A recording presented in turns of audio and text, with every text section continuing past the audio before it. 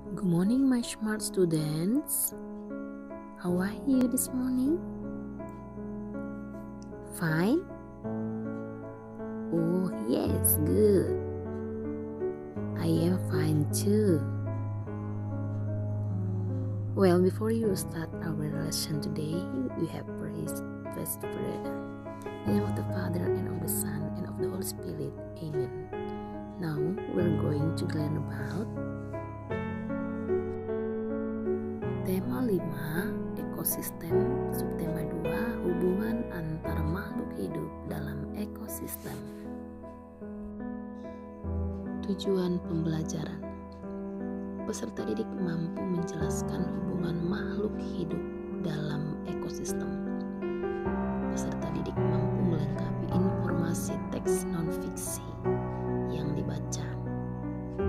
Peserta didik mampu membaca teks non-fiksi yang telah dilengkapi informasi.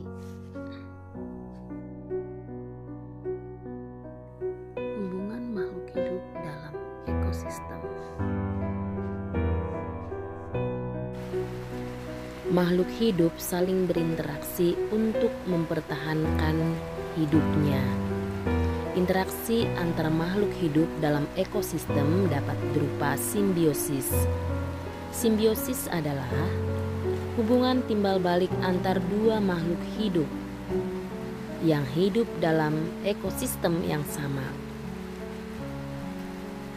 Simbiosis dibedakan menjadi simbiosis mutualisme, simbiosis komensalisme, dan parasitisme.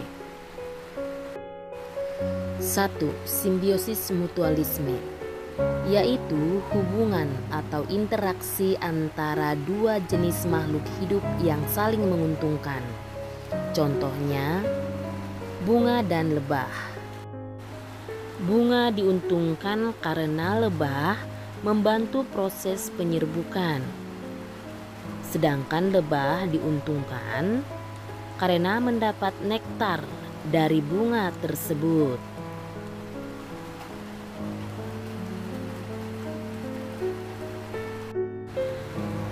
Burung jalak dan kerbau. Kerbau mendapat keuntungan karena kutunya berkurang, sedangkan burung jalak mendapat makanan. Kumbang dan bunga. Kupu-kupu dan bunga.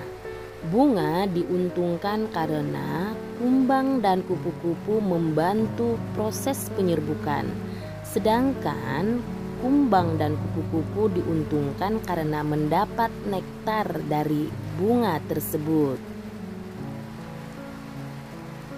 2.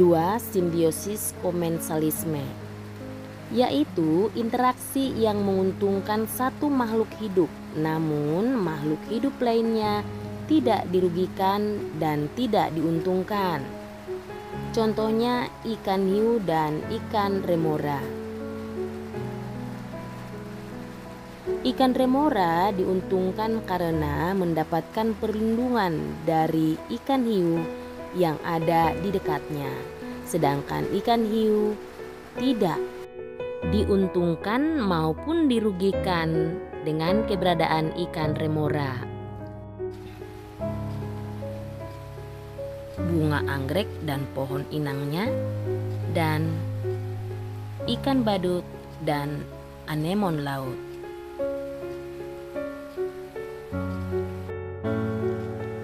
3. Simbiosis parasitisme, yaitu interaksi yang menguntungkan satu makhluk hidup dan merugikan makhluk hidup lainnya.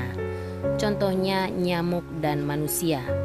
Nyamuk diuntungkan karena mendapatkan zat makanan berupa darah manusia, sedangkan manusia dirugikan karena kulit menjadi gatal, bahkan dapat tertular dari nyamuk seperti penyakit malaria dan demam berdarah. Lalat buah dan buah, petani padi dengan tikus, kutu dan manusia, kutu dan kucing, benalu dan tumbuhan jambu, tali putri dan tumbuhan inang. Melengkapi informasi teks non-fiksi yang dibaca. Untuk melengkapi informasi teks non-fiksi yang dibaca, kamu perlu memperhatikan hal-hal berikut. 1. Membaca teks dengan saksama. 2. Menggarisbawahi kata kunci atau ide pokok pada setiap paragraf. 3. Menjawab pertanyaan yang diberikan. Ayo berlatih, bacalah teks berikut dengan saksama. Interaksi antara makhluk hidup.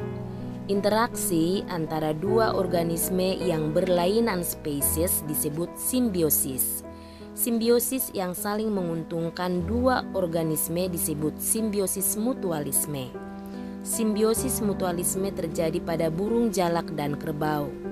Jalak yang berparuh kuning tersebut hinggap di kepala kerbau.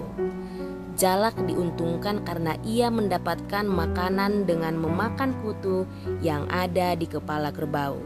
Sebaliknya, kerbau juga diuntungkan karena kulitnya kini bersih dari kutu. Selain untuk memperoleh makanan, interaksi hewan yang saling menguntungkan juga dapat terjadi karena berbagi tempat tinggal. Ada beberapa organisme yang terbiasa berbagi tempat tinggal. Contohnya adalah kelomang dan anemon laut. Kelomang adalah jenis krustasea yang menempati cangkang-cangkang siput laut yang kosong. Banyak kelomang yang membiarkan anemon laut hinggap di cangkang yang ditempatinya. Anemon mengusir hewan pemangsa kelomang dengan cara menembakkan racun. Anemon laut mendapatkan keuntungan karena dapat memakan sisa-sisa makanan dari kelomang. Baik anak-anak mem, mari kita perhatikan interaksi kelomang dengan anemon laut.